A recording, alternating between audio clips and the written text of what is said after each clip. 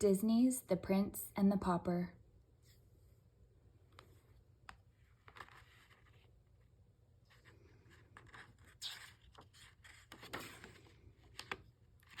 Disney's The Prince and the Pauper.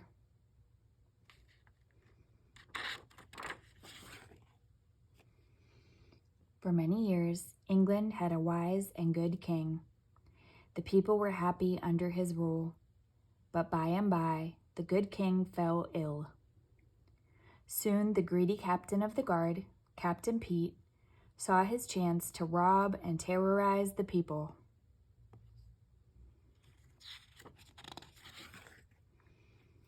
Without firewood to heat their simple homes and enough food to eat, people suffered terribly throughout the land.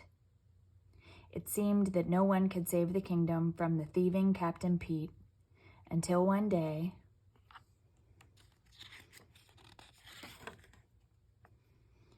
"Kindling, fresh kindling," called Mickey. Beside him, Goofy shouted, "Get your snow cones here, plane and rock and twig." The two friends were hungry and cold too, but they tried to make the best of things. Suddenly, a coach full of Captain Pete's soldiers spun around a corner, spraying snow in Mickey's and Goofy's faces.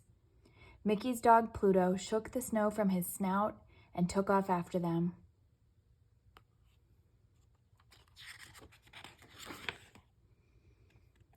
Mickey chased Pluto all the way to the castle.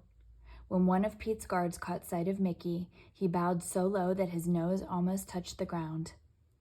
"Welcome home, young prince," he said. "You fool," growled Captain Pete. "Don't you know the prince is still up in his room?" He grabbed Mickey and was about to throw him out when the prince called down to Captain Pete, "That is no way to treat one of my subjects. Unhand the lad and send him up to me."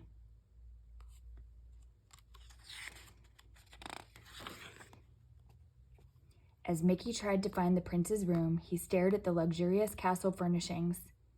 He was so busy looking around that he forgot to watch where he was going. With a loud crash, he stumbled into several suits of armor. Just then the prince appeared. He was about to greet Mickey when the helmets toppled onto each of their heads.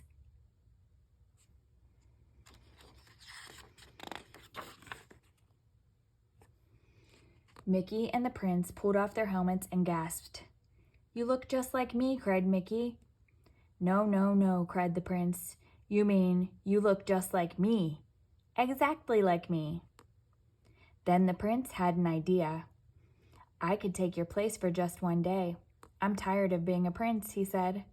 "I'm tired of studying and fencing and never having time for myself. I'd like to see what's going on outside these castle walls."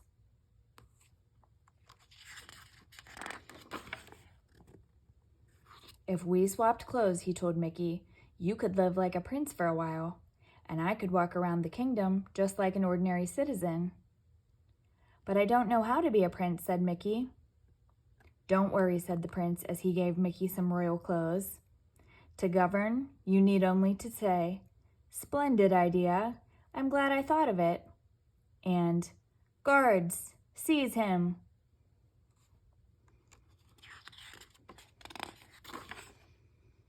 The prince put on Mickey's clothes, climbed through the window, and slid down a vine. "I'll be back in the wink of an eye," he called. Mistaking the prince for Mickey, Captain Pete grabbed him as soon as he reached the ground. Then he placed the prince in a catapult and fired him over the castle wall. "And stay out," Captain Pete shouted.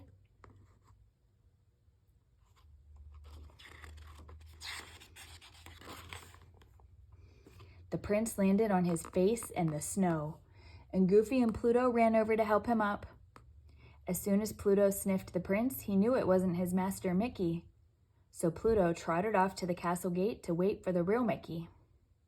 "Gosh, Mickey," cried Goofy, "you shouldn't jump over walls and land on your head like that. You could get hurt."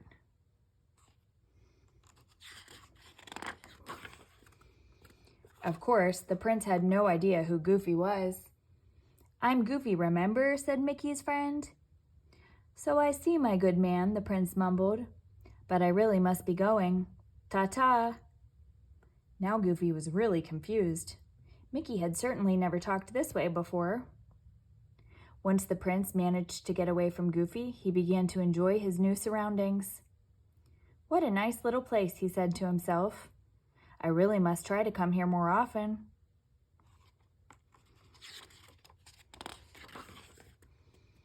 The prince was enjoying his walk when he spotted a little dog. Because he'd never had a pet before, he thought it would be fun to play with the little fellow. But the little dog had bigger friends who thought chasing the prince was even more fun. Back at the castle, Mickey was quickly becoming bored with the life of a prince. He didn't like spending his day taking all those lessons, not when he could be eating instead.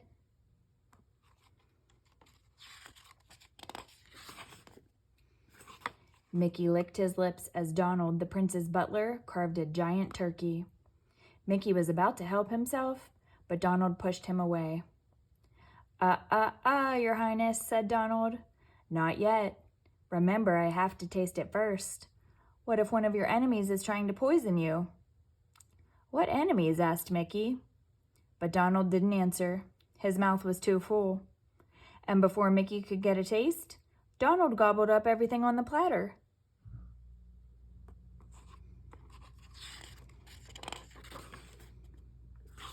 Outside the castle, the real prince quickly discovered that the greatest enemies of the townspeople were the king's own soldiers. Captain Pete had been ordering his men to steal everything they could carry. The prince was horrified.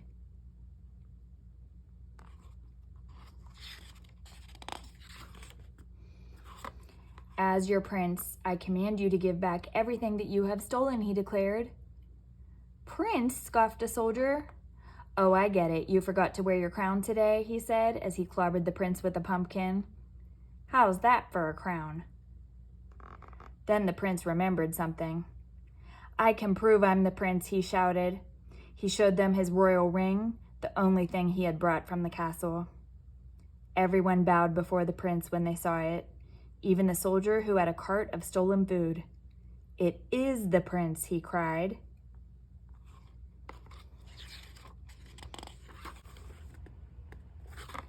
The prince quickly took charge of the food and began to give it back to the hungry people. He handed out loaves of bread and chickens, sausages, and hams until all the food had been returned. "Hooray for the prince!" shouted the happy crowd. Not everybody was happy about the prince's kindness, least of all Captain Pete's spies, who ran off to tell him about what the prince was up to. Pete quickly found the prince and had him thrown into the castle dungeon.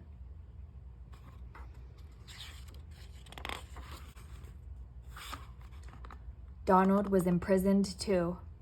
The prince wept as he sat on the cold stone floor. Because he had changed places with Mickey, he had not been with his father when the king died. And now Mickey, the pauper, would be crowned king. Suddenly there was the sound of heavy footsteps. Donald and the prince peered through the cell door to see a tall, dark figure coming toward them. He was carrying a very sharp axe. "It's the royal executioner," gasped Donald. "Captain Pete must have sent him."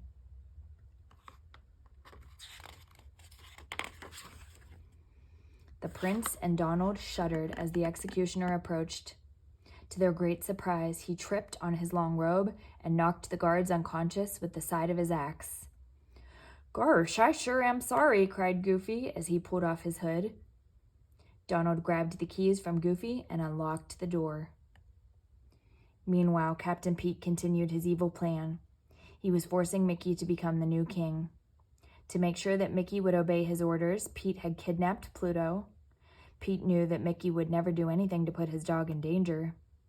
With Mickey on the throne, Captain Pete would control the kingdom.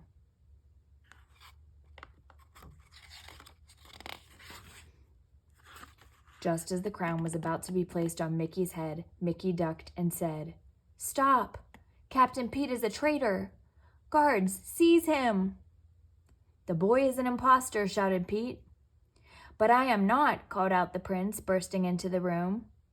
As he rushed toward Captain Pete, he snatched a sword from a guard, and the fight was on.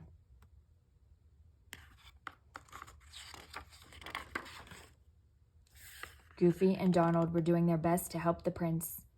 Donald swung his axe and sliced the ropes that held up the chandelier. It fell down on a whole crowd of soldiers. When the brave prince knocked Pete's sword out of his hand, the townspeople cheered. "Off to the dungeon with them," commanded the prince. The townspeople tied up Pete and his men and led them away.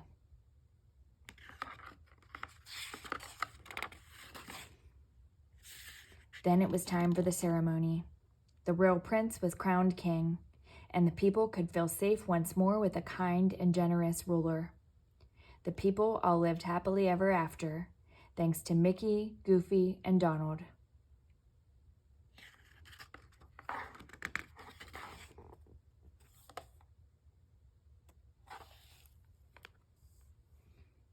The end.